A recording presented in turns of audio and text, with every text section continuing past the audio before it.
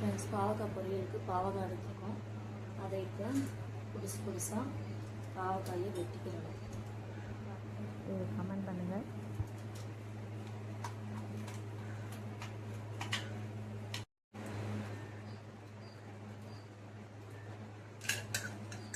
தேவையான அளவு பொரியலுக்கு பாவக்காயை வெட்டியாச்சு.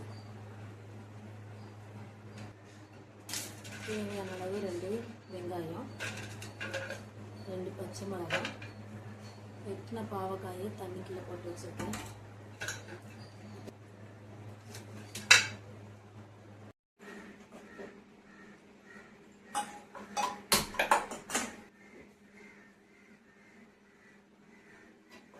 ஊற்றியாச்சு. எண்ணெய் காஞ்சதும்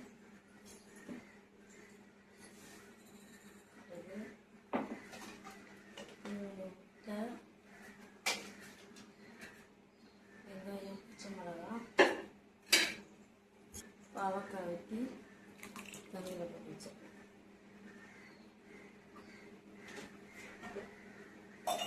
இதுதான் இன்க்ரீடியன்ஸ் பாவக்காய் பொரியல் செய்யறதுக்கு. எண்ணெய் காஞ்சி வச்சு கடுகு போட்டுக்கணும்.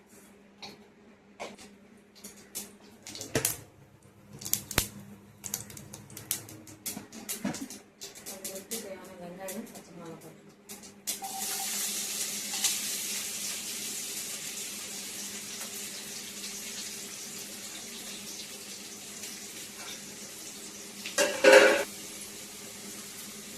கிளம்புறதுக்கு லைட்டாக உப்பு போட்டால் சீக்கிரம் இறங்கும். அதுதான் உப்பு போட்டுக்கணும்.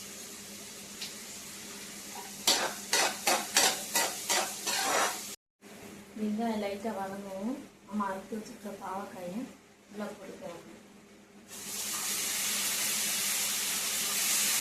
நல்லா இந்த எண்ணெயிலேயே திறக்கணும். எண்ணெயிலேயே திறக்கணும். அப்படி பாவக்காய் வேகலைன்னா கொஞ்சம் தண்ணி ஊற்றி தட்டு வச்சு மூடி ரசத்துக்கு தேவையான அளவு புளி எடுத்துக்கணும்.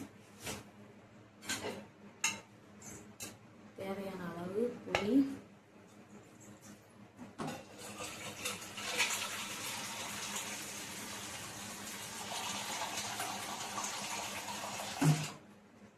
ரசத்துக்கு தேவையான அளவு புளி போட்டு புளியை நானே வச்சு எடுத்துக்கணும்.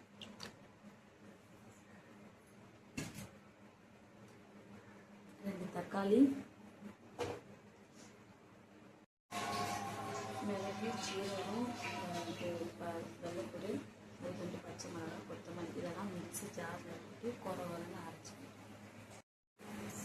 ரசத்துக்கு தேவையான பொருள் 2 தக்காளி, ரசப்பொடியை அரைச்சி வச்சுட்டு மிளகு, சீரகம், பச்சை மிளகாய், வெள்ளைப்பொடி, 2 கொத்தமல்லி அரைச்சி வச்சுருக்கிறது, வெங்காயம், கருவேப்பிலை, கொத்தமல்லி, அப்புறம் நிறைய போட்டு வச்சுருக்க புளி. ரசத்துக்கு இதுதான் தேவையான பொருள். வாங்க ரசம் வைக்கலாம். நல்லா பாவக்காய் வெந்துருச்சு.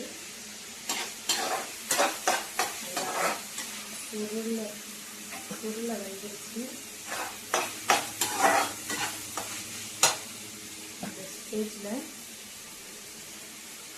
வச்சுக்க முட்டையை உடச்சி வச்சுக்கலாம்.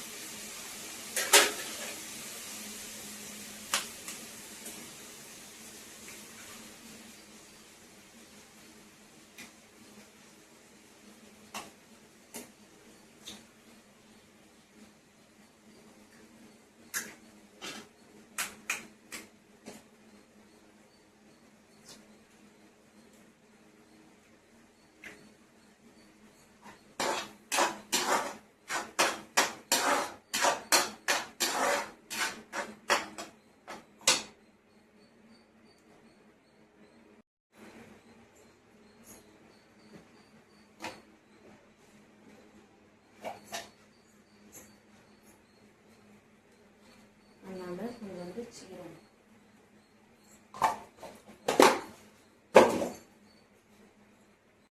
ஹாய், பாவக்காய் பொரியல் ரெடி. இப்போ எதுக்கு நான் பாவக்காயில் நம்ம முட்டை போடுறோம்னா குழந்தைக்கு கொடுப்போம். குழந்தைங்களுக்கு வந்து கசப்பு தட்டும்ல, அதனால் முட்டை போட்டால் கொஞ்சம் கசப்பு இருக்காது. அதனால முட்டை ஸ்மெல் போடுறதுக்கும் கொஞ்சோண்டு சீரகமும் கொத்தமல்லியும் போடுங்க, பச்சை ஸ்மெல் இருக்காது. பாவக்காய் பொரியல் ரெடி. ரசத்துக்கு வந்து தக்காளி 2 தக்காளி எடுத்துருக்கேன், அதை பிசைஞ்சு வச்சுக்கலாம்.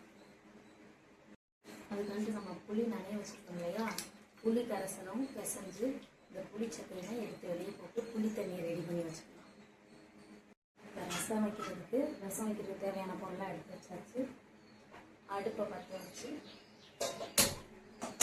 எண்ணெய் ஊற்றிட்டேன். ஏற்கனவே எண்ணெய் ஊற்றியாச்சு. கடுகு போடணும். எண்ணெய் லைட்டாக காஞ்சணும், கடுகு போடணும்.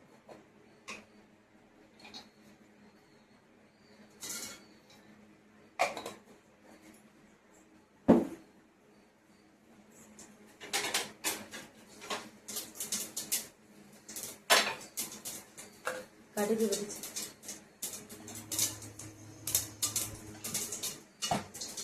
கடுகு வெடிச்சிருச்சு. அதுக்கு தேவையான தாளிப்புக்கு வெங்காயம் போட்டுருங்க.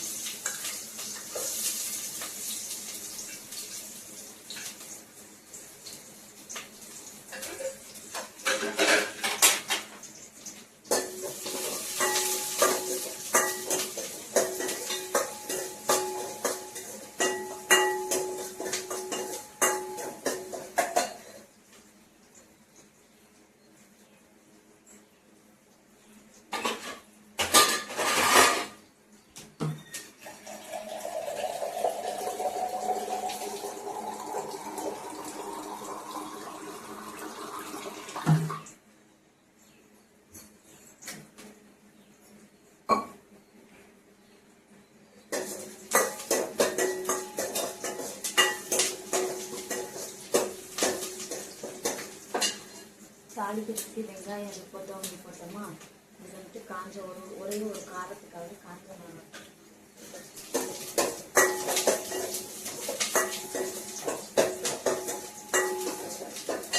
நம்ம அரைச்சி வச்சுருக்க ரசப்பொடி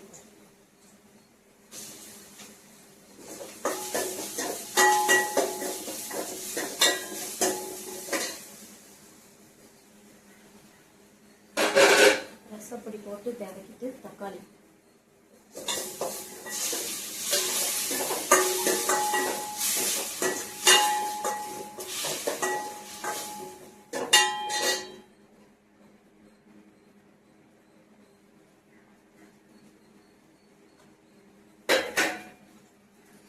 பூண்டு ரசம்னா பூண்டு நிறையா போடலாம். தக்காளி ரசம்னா தக்காளி ரசம் தான் வச்சுருக்கேன். 2 தக்காளி மட்டும் போட்டுருக்கேன்.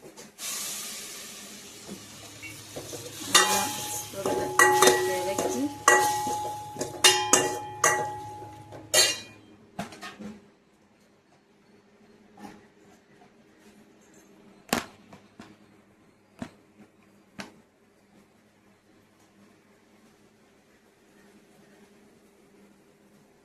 இறக்கியாச்சு. இறக்கின உடனே நம்ம புளி நனைய வச்சுருக்கோம், புளி கரைசல் அதை ஊற்றிடும்.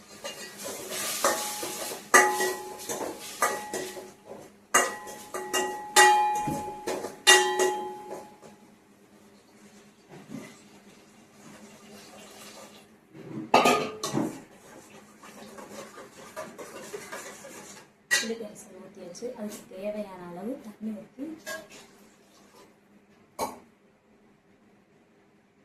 தேவையான அளவு உப்பு போட்டு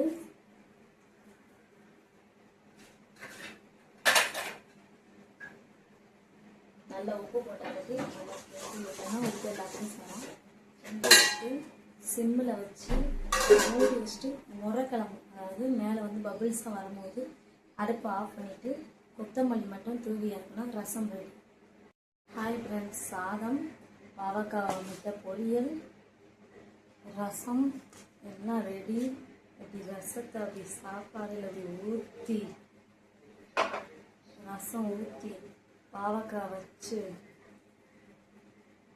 பாவக்காய் நல்லா தாராளமாக வச்சு சூப்பராக இருக்குது. இதே மாதிரி நீங்களும் இனிமேல் சொல்கிற நல்லாயிருக்கு. கசப்பு அவ்வளோவா தெரியல பாவக்காய்க்கு. பாவக்காய் பொரியல், ரசம் வித்து சாதம் குழந்தைங்களுக்கு கொடுக்க செம்மையாக இருக்கான். ட்ரை பண்ணி பாருங்கள்.